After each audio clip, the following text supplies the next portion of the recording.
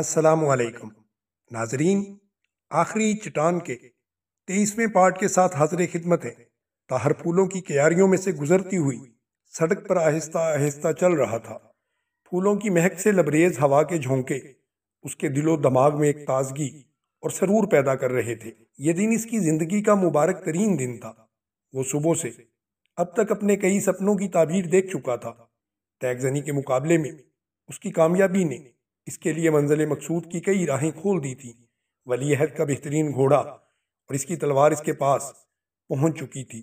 شہزادہ مستنصر بھی اس کا گرویدہ بن چکا تھا۔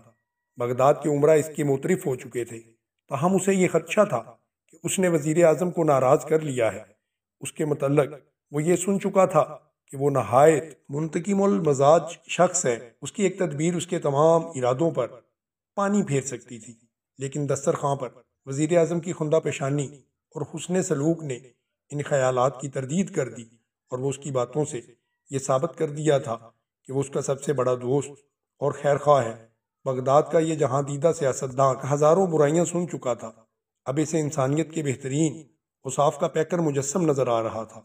طاہر کو قاسم کا خیال آیا اور اس نے اپنے دل سے کہا، کاش میں اسے میدان میں اس قدر ذلیل نہ کرتا۔ وزیر اعظم وسیع النظری کے باوجود اس کا باپ ہے اور اسے یقیناً اس بات کا دکھ ہوگا۔ دسترخوان پر قاسم کو موجود نہ ہونا اس بات کی دلیل تھا کہ وہ اپنے دل میں ابھی تک پیچ و تاب کھا رہا ہے۔ طاہر کو وزیر اعظم کے یہ الفاظ یاد آئے کہ قاسم کل یا پرسوں تک تمہارے پاس آئے گا۔ طاہر نے پہلی دفعہ قاسم کے لیے اپنے دل میں برادرانہ شفقت محسوس کی۔ اس نے سوچا کہ وہ شاید اپنے باپ کے مجبور کرنے پر اس کے پاس آئے، تاہم اس کے دل میں ایک تکلیف دہ احساس ضرور ہوگا۔ بہتر یہ ہے کہ میں خود پہل کروں، خود اس کے پاس جاؤں اور یہ کہوں، قاسم میں تمہارا دوست ہوں۔ بغداد کی بھلائی کے لیے، دولت عباسیہ کی بھلائی کے لیے ہمیں ایک دوسرے کا دوست بننا چاہیے۔ کاش میں ابھی گھر جانے سے پہلے قاسم سے مل سکتا۔ اتنی جلدی نہیں، مجھے قاسم کا غصہ ٹھنڈا ہو جانے کا انتظار کرنا چاہیے۔ کل میں عبدالعزیز کے ساتھ شکار پر جانے سے پہلے اسے ضرور ملوں گا، اور لوکس اس کا استاد ہے۔ اس شہر میں اجنبی بھی، میں اس کی دلجوئی کے لیے بھی جاؤں گا۔ اچانک طاہر نے اپنے ہاتھ پر کسی کی گرفت محسوس کی اور اسے پیچھے سے کوئی یہ کہتا ہوا سنائی دیا، ٹھہریے۔ طاہر چونک کر تلوار قبضے میں لیتے ہوئے پیچھے مڑا۔ اس کے سامنے ایک خواجہ سرا کھڑا تھا۔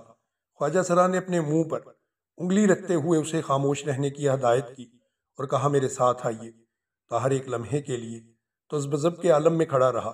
خواجہ سرا نے کہا، ڈریے نہیں، میرا پیغام سلامتی کا ہے۔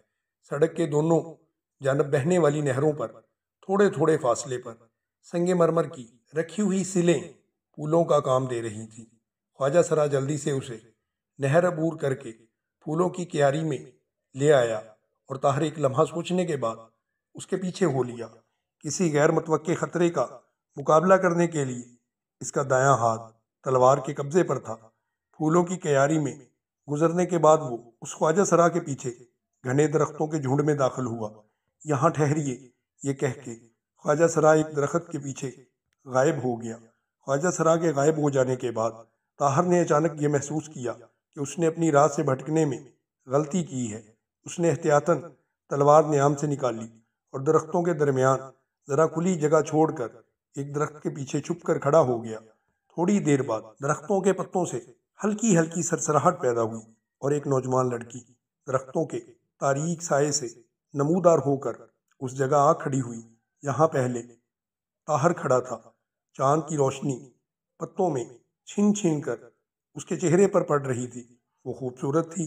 طاہر نے چاند کی کرنوں کو کسی پھول کی سفید پنکھڑیوں میں اس قدر تازگی اور دل فریبی سے پیدا کرتے ہوئے پہلے نہیں دیکھا تھا۔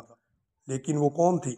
طاہر ایک لمحے کے لیے تصویر حیرت بن کر اس حسین، سادہ اور معصوم چہرے کی طرف دیکھتا رہا۔